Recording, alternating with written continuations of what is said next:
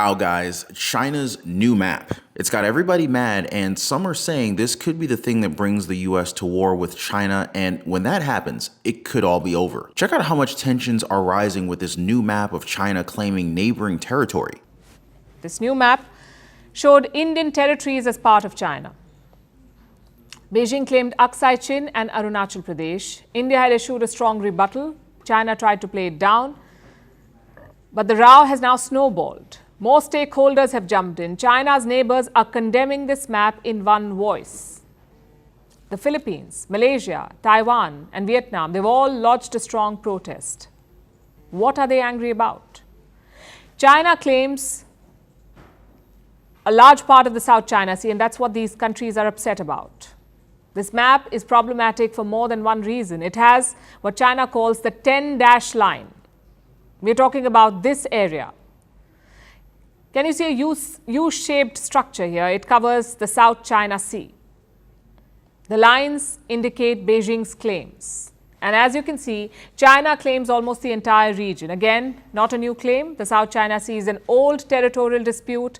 There are 6 parties involved here. China, of course, is one of them. The others are Vietnam, the Philippines, Taiwan, Malaysia, and Brunei. Now, as you can expect, this new map of China's national borders has sparked protests from governments in Asia after its boundaries drew in the territories of its neighbors, including a small chunk of Russia. The map published by China's Ministry of Natural Resources lays claim to disputed land on the southern border with India and encompasses all of Taiwan. Off of its southern coast, Beijing's so-called dashed lines capture huge tracts of the South China Sea, where islands, reefs, and maritime zones are contested by half a dozen countries. Now, sure, China's been talking about territorial claims around its borders for a while now, but with Xi Jinping as the Chinese leader, they've been flexing their military muscles to back up those claims. And lately, China's neighbors have been seeing a lot more of the Chinese Coast Guard hanging around in those disputed areas. This is why China's territorial claims on its neighboring areas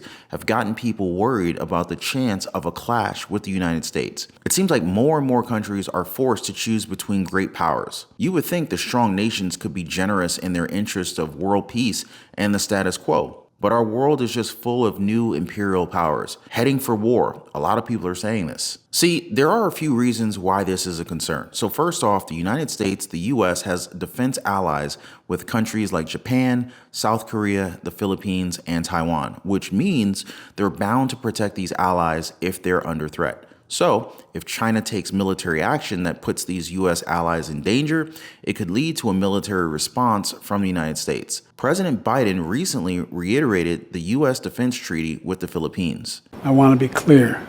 I want to be very clear. The United States defense commitment to the Philippines is ironclad. The United States defense agreement to the Philippines is ironclad.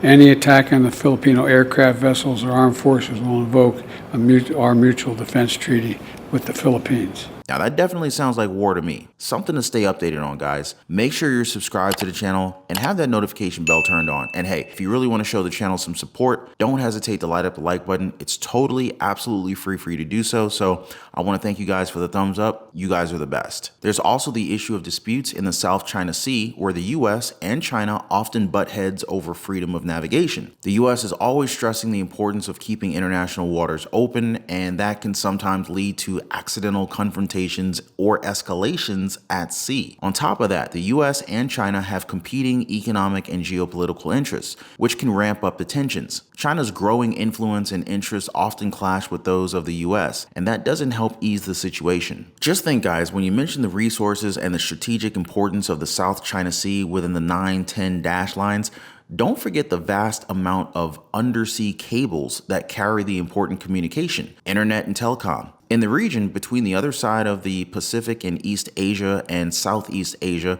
and the other side of the water to the Indian Sea. Plus, if Chinese public sentiment becomes even more nationalistic and their government feels pushed to assert their territorial claims more aggressively, that can make things even more riskier. So it's vital for both countries and the rest of the world to work on diplomacy, dialogues, and conflict prevention to lower the chances of a war over territorial disputes. But do you think that's happening right now? I don't really think so. President Joe Biden is expected to speak with Wang Yi when China's top diplomat visits the United States at the White House in just a few days. Wang, who is set to meet with Biden's national security advisor Jake Sullivan at the White House, could see Biden in person at that time. But the White House declined to comment. We're not really sure how substantial this interaction is going to be, but even an informal greeting would be Biden's senior most interaction with the Chinese government since he's briefly met with Chinese President Xi Jinping, number 2, Premier Li Qiang, on the sidelines of the G20 summit in New Delhi. That was September, 2 whole months ago, and it wasn't even like a proper conversation. So who's Xi Jinping been talking to? Russia, for one. Xi and Putin have maintained a close relationship since Xi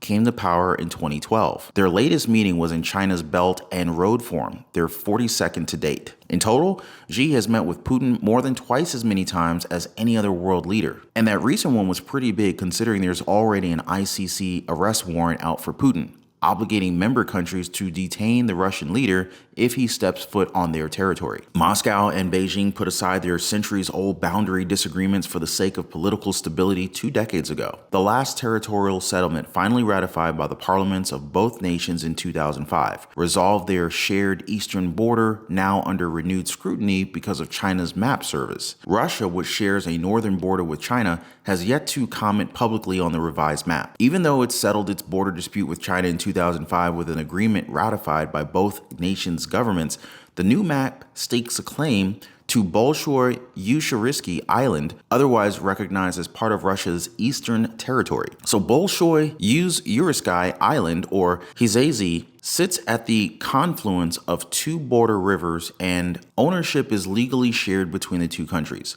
China's official map paints the entire 135 square mile piece of strategic land into its easternmost territory. The Russian island claim is very easy to explain. It's a test to see how Russia will respond. Russia has a lot of territory in Manchuria that it took from China during the Century of Humiliation. China wants it back. So they're testing Russia to see how strongly they can respond here, and will use that information to determine how to push their claims. But one expert suggested that the Kremlin's silence may be because Russian President Vladimir Putin is not in a position to loudly complain about this, since Moscow has become so dependent on economic relations with China after facing Western sanctions for invading Ukraine. Russia has also unilaterally claimed several regions of Ukraine during the course of the war. This despite having a shaky grip on the territory and the claims being widely ignored. The Indian government and at least one lawmaker were the first to respond to what they considered a cartological land grab of India's northern state of Arunachal Pradesh at the eastern end of the 2,100-mile disputed border commonly known as the Line of Actual Control. Beijing considers the region part of Tibet and announced new Chinese place names there in April. Its map also includes Aksai Chin in the west, controlled by China but claimed by India. According to a spokesperson for India's External Affairs Ministry, India has lodged a strong protest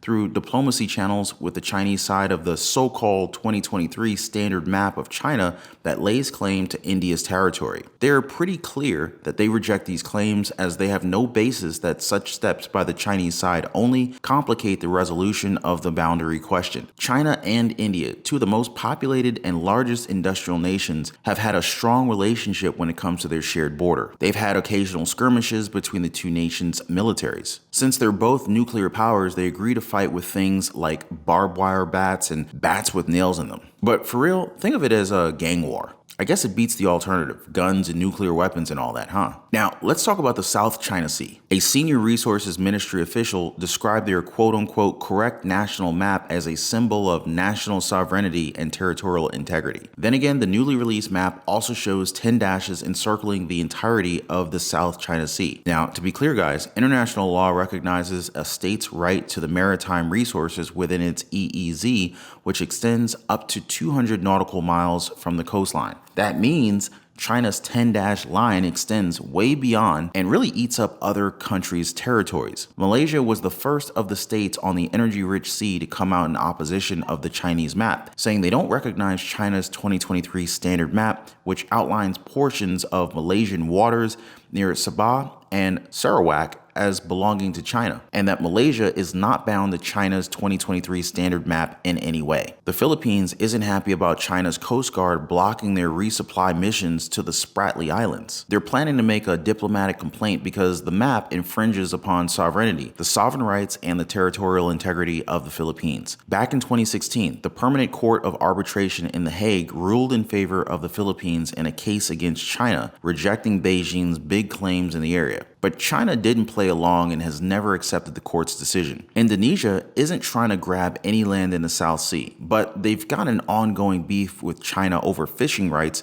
in their exclusive economic zone. But what does China have to say about all this? According to their foreign ministry, the map publication was a routine practice in China's exercise of sovereignty in accordance with the law. Now, of course, probably the biggest part of the news is how the new China map ate up the whole of Taiwan, basically saying it's not its own territory. Beijing maintains a long-running claim to the democratically governed island. Taipei has spent decades buffing Beijing's sovereignty claims. They've recently hiked up their defense spending to meet China's enlarged military footprint in and around the Taiwan Strait. The geopolitical and geoeconomic ramifications of any move to take the island by force aren't lost on Taiwan's neighbors or its backers in the United States. The possibility of a US-China war stemming from a Chinese invasion of Taiwan, it's a pretty complex issue. It all boils down to a few key things. First off, the US has this long-standing commitment to help Taiwan defend itself, thanks to the Taiwan Relations Act. So if China goes ahead and invades, the US might feel obliged to step in.